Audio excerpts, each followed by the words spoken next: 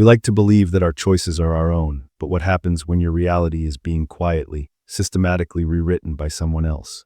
We are going to talk about influence today because the landscape of human interaction is defined by it. From a parent guiding a child to a CEO steering a massive corporation, the capacity to sway the thoughts and behaviors of others is a fundamental component of social cohesion. But here is the thing. Beneath that polite veneer of prosocial influence, there lies a much murkier domain known as dark psychology. This is the study of the human condition as it relates to the psychological nature of people to prey upon others. It is not just about being mean or difficult. It is a strategic orientation toward the world. Unlike general psychology, which operates on the assumption that humans generally seek connection and mutual benefit, dark psychology posits that a significant subset of human interaction is predicated on predatory strategies designed to extract resources, whether that is emotional, financial, sexual, or status-based at the expense of the target. To really understand this, we have to look at the spectrum of influence. Influence itself is neutral. Its moral value is determined by the intent of the agent and the autonomy of the target. On one side, you have ethical persuasion. This is the communication mode of cooperation. It operates in good faith, respecting the target's well-being and their right to choose. It relies on logic, emotional resonance, and transparency. Crucially, persuasion accepts no as a valid response. But on the other side, you have manipulation. This is the communication mode of unfair competition. It operates in bad faith, characterized by ill intentions and a disregard for the target's autonomy. Where persuasion seeks to reveal the truth to help you make a decision, manipulation seeks to distort reality to force a specific outcome. The manipulator views the interaction as a zero-sum game that they must win. So who are the people doing this? The propensity for dark manipulation isn't randomly distributed.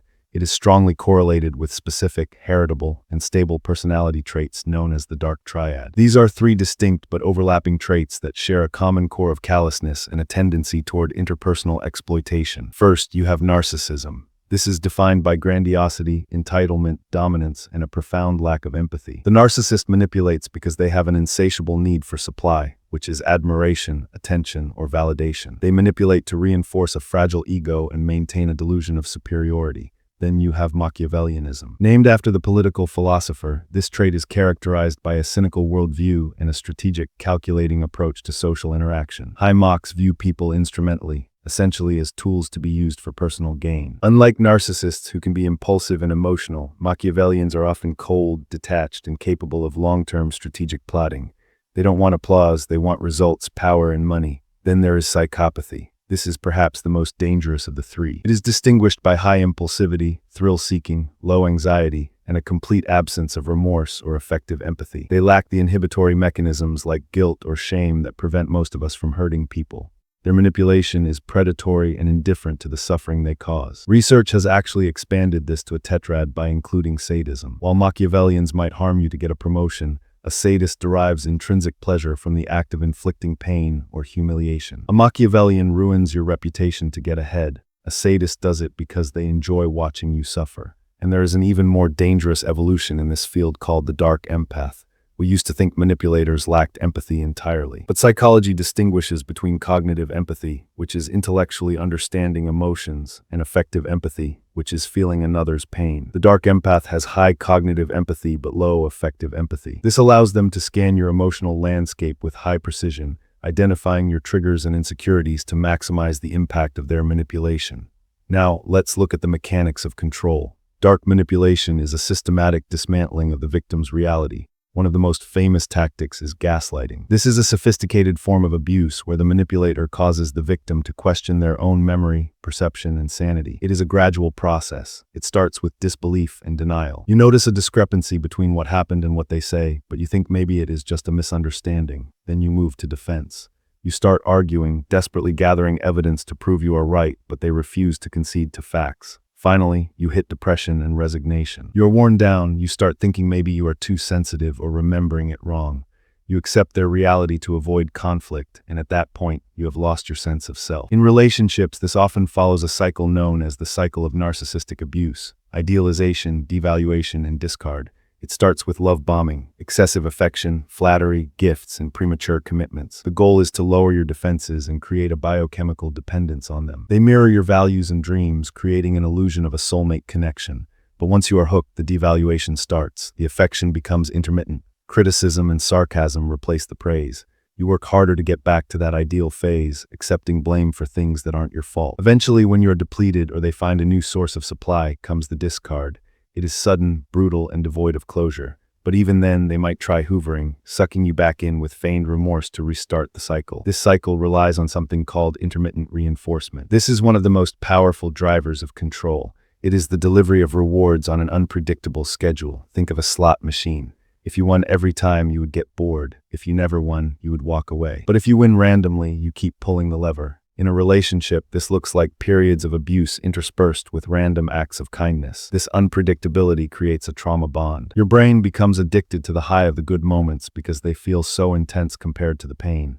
You stay not because you enjoy the abuse, but because you are chemically addicted to the relief of the reconciliation.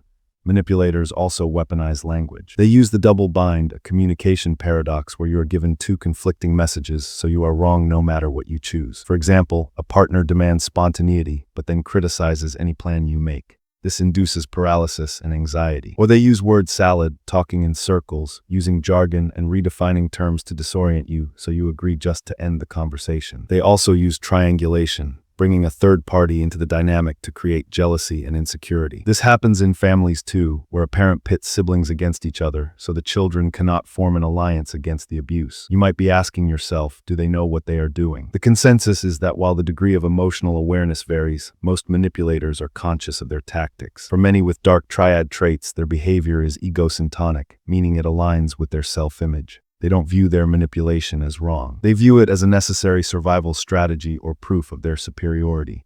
They rationalize that the ends justify the means.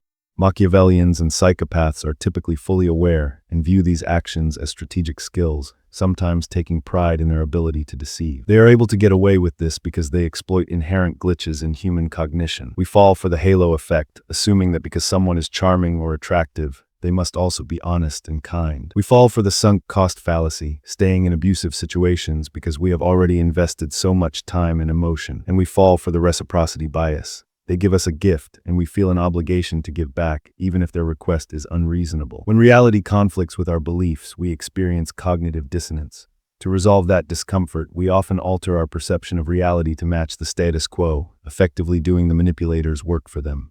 This dynamic thrives in specific environments. In the workplace, corporate structures can attract dark triad traits. You see the corporate psychopath claiming credit for others' work or kissing up while kicking down. In families, you see the narcissistic parent who views children as extensions of themselves, assigning roles like the golden child and the scapegoat. And in the legal system, when a victim tries to leave, the manipulator uses the courts as a new tool for abuse, filing frivolous motions and presenting false narratives. The damage from this isn't just psychological, it is physiological. Chronic emotional abuse rewires the brain. The amygdala, your fear center, becomes enlarged and hyperreactive, leading to chronic anxiety. The hippocampus, responsible for memory, can actually shrink due to toxic stress hormones, contributing to brain fog and making you more susceptible to gaslighting. The prefrontal cortex, which controls decision-making, thins out, impairing your ability to plan an exit. So how do you defend yourself? Surviving and escaping requires a strategic override of your natural empathetic responses. One effective method is the gray rock method. You become uninteresting and unresponsive. You give short, monotone answers. You show no emotion. You avoid eye contact. This denies the manipulator the supply they crave.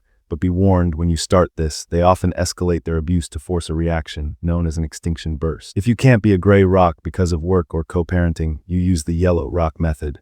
You are polite and professional, like a customer service rep, but devoid of personal intimacy. You also need assertive communication scripts. Use the desk script, describe the behavior, express your feelings, specify the boundary, and state the consequence. For example, when you raise your voice, I feel unsafe. I need you to speak in a normal tone. If you continue to yell, I will leave the room. But the most effective way to break the dopamine cycle and the trauma bond is total severance of contact. No contact. This prevents the hoovering tactic. You also need to reality test. Keep a journal of abusive incidents to counter your brain's tendency to forget the pain and remember the pleasure. Ultimately, dark manipulation is a pervasive feature of human interaction. It differs fundamentally from persuasion because of its destructive intent and deceptive mechanics. The manipulator operates by eroding your reality and creating chemical dependency. But these dark arts are not magic. They are predictable patterns of behavior. By understanding the taxonomy of the dark triad, recognizing the stages of the abuse cycle, and employing countermeasures like gray rock and assertive boundaries, you can immunize yourself against these predatory tactics. Recovery is a process of neurobiological and psychological reconstruction. It is about rebuilding the capacity for trust and self-determination that the manipulator sought to destroy.